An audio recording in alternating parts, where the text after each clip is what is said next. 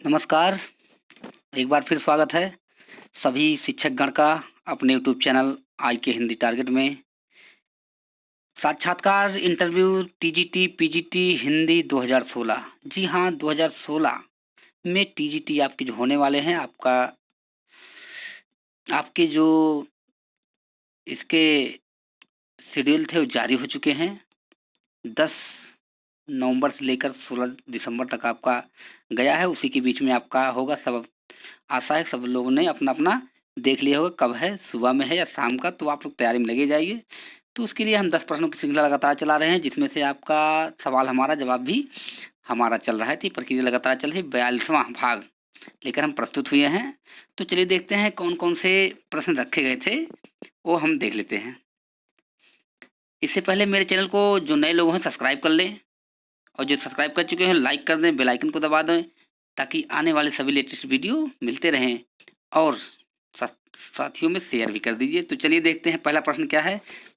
हम आपको जवाब देंगे पहले 10 प्रश्नों के, फिर आपको सवाल मिलेंगे। पहला प्रश्न है, अमीर खुसरो को और कई नामों से जाना जाता है। जी हाँ, कई नामों से जाना जाता है। अबुल हसन के नाम से जाना जाता है, अबुल हसन। तोतिए हिंद के नाम से जाना जाता है, ठीक है। हिंदुस्तान का तोता के नाम से जाना जाता है। अब्दुल हसन के नाम से तो कई नामों से जाना जाता है अमीर खुसरो को। वाद्य यंत्र के प्रवर्तक इन्हीं को माना जाता है, और इन्होंने 11 राजाओं का आरोहण देखा था। अमीर खुसरो गजल, दो सुखने, मुकरियाँ, पहेलियाँ आदि लिखने के लिए प्रसिद्ध कवि थे आदिकाल के। फुटकल कवि में इनको रखा गया है। दूसरा प्रश्न, पंचमकार में क्या क्या आता है। तो पंचमकार में आपके आते हैं 5 माह से शुरू होने वाले, तो हो गया पहले माह से आपका हो जाएगा मदिरा, मांस, मत्स्य, आपके मत्स्य, मुद्रा, और इसके बाद मैथुन। ये 5 आपके पंचमकार के अंतर्गत आते हैं। तीसरा है, द्विवेदी युग की सबसे बड़ी विशेषता क्या है। तो द्विवेदी युग की सबसे बड़ी विशेषता है इतिवृत्तात्मकता। यही सबसे बड़ी विशेषता है। वृत्तात्मक मतलब होता है किसी घटना का कालक्रम से किया गया वर्णन। जी हाँ, किसी घटना का कालक्रम से किया गया वर्णन, ये सबसे बड़ी विशेषता द्विवेदी युग की है। चौथा है, तुलसी जी ने रामचरितमानस में सबसे ज्यादा किस छंद का प्रयोग किया है। सबसे ज्यादा छंद का प्रयोग किया है चौपाई। इसको देख लीजिए, चौपाई का सबसे ज्यादा प्रयोग किया गया है। इसमें 4608 चौपाई हैं। 4608 चौपाई हैं, जिसमें आपके दोहा 1074 है, ठीक है। तो चौपाई सबसे ज्यादा प्रयोग किया गया है। पांचवा है, अस्त्र किसे कहते हैं। तो अस्त्र फेंक कर चलाया जाने वाला अस्त्र होता है। फेंक कर चलाया जाने वाला हथियार अस्त्र कहलाता है, ठीक। छठा है, इस इलाहाबाद में कौन सा प्रत्यय लगा है। तो इलाहाबाद में आपका आबाद प्रत्यय लगा है। कौन सा प्रत्यय, आबाद प्रत्यय। इलाह मूल शब्द है, आबाद प्रत्यय है। कोई भी देख लीजिए, जैसे फैज, आपका फैजाबाद है, फैज धन आबाद, मूल शब्द फैज है। फरीदाबाद मूल शब्द फरीद। सिकंदराबाद मूल शब्द सिकंदर। इसके बाद फिर औरंगाबाद मूल शब्द औरंग, ठीक है। तो इसी तरह से आपका जितना है, फरीदाबाद, औरंगाबाद, इसके बाद फिरोजाबाद, तुगलकाबाद, ठीक है, सब में क्या है, आबाद प्रत्यय लगा है। सातवां है, विसर्ग का रा कब हो जाता है। तो ये आप देख लीजिए, बहुत ही इंपॉर्टेंट है। कर विसर्ग के पहले छोटा बड़ा, ये विसर्ग के पहले, विसर्ग के पहले छोटा बड़ा ना हो, विसर्ग के पहले छोटा बड़ा ना हो, और विसर्ग के बाद उन 21 अक्षरों में से कोई एक हो, यानी हर वर्ग का तीसरा, चौथा, पांचवा वर्ण। इसके बाद या, रा, ला, वा, हा में से कोई एक हो, तो विसर्ग का क्या हो जाता है, और इधर बड़ा में से कोई एक हो तो विसर्ग का रा हो जाता है। जैसे दुर्बल तो दुह धन बल। देख लीजिए, जैसे आपका है दुर्बल, दुर्बल है, अब इसका करेंगे तो हो जाएगा दुह धन बल। अब विसर्ग के पहले छोटा छोटा बड़ा नहीं है, विसर्ग के बाद किसी अक्षर में से आपका बा है तो हो जाएगा दुर्बल। आठवां है प्रयोगवाद का शलाका पुरुष किसे कहा जाता है, तो प्रयोगवाद का शलाका पुरुष कहा जाता है अज्ञेय जी को।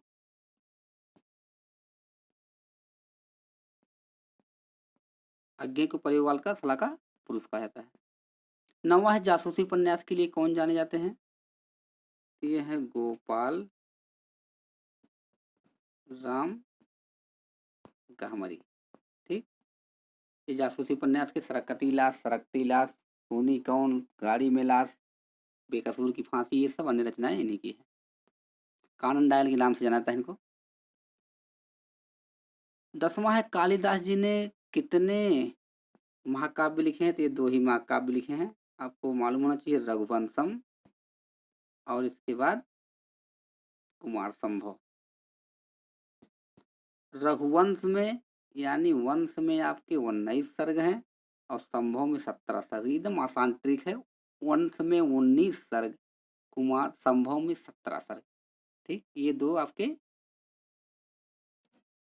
ये महाकाव्य हैं।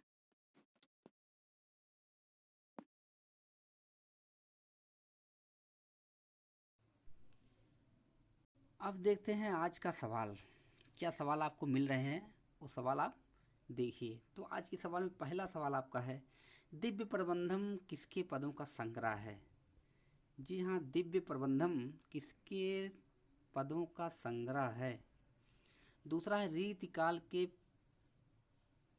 पतन का क्या कारण था। रीतिकाल के पतन का क्या कारण था, क्यों इसका पतन हुआ।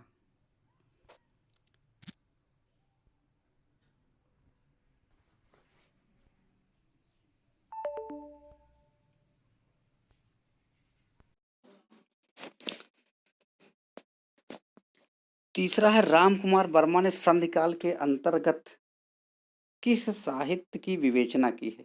जी हाँ, यहाँ अंतर्गत देख लीजिए, गलत लिखा है, यहाँ होना चाहिए। ठीक है, राम कुमार वर्मा ने संधिकाल के अंतर्गत किस साहित्य की रचना विवेचना की है।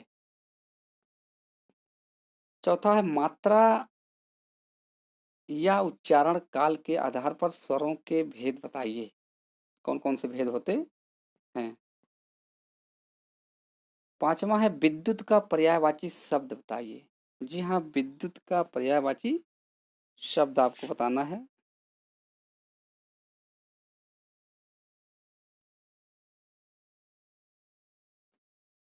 विद्युत का पर्यायवाची।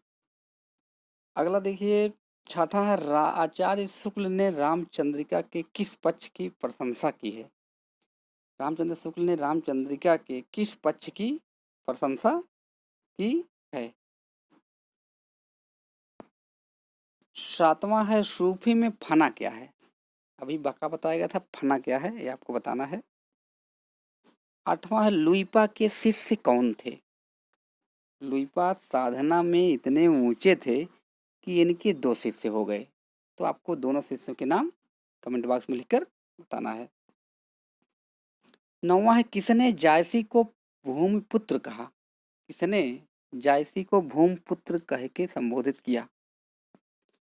और आज का अंतिम और 10वां प्रश्न है, नाथ पंथ एवं संत काव्य के बीच की कड़ी किस संप्रदाय को माना जाता है। नाथ पंथ एवं संत काव्य के बीच की कड़ी किस संप्रदाय को माना जाता है। ये आपके 10 प्रश्न रहे जो आपको कमेंट बॉक्स में लिखकर जवाब देने हैं। तो इसी तरह से आप जवाब देते रहिए और हम इसी तरह से हम प्रत्येक वीडियो बनाते रहेंगे। तो चलिए, आज के लिए इतना ही, फिर मिलते हैं आपके अगले वीडियो में। तब तक के लिए धन्यवाद, नमस्कार।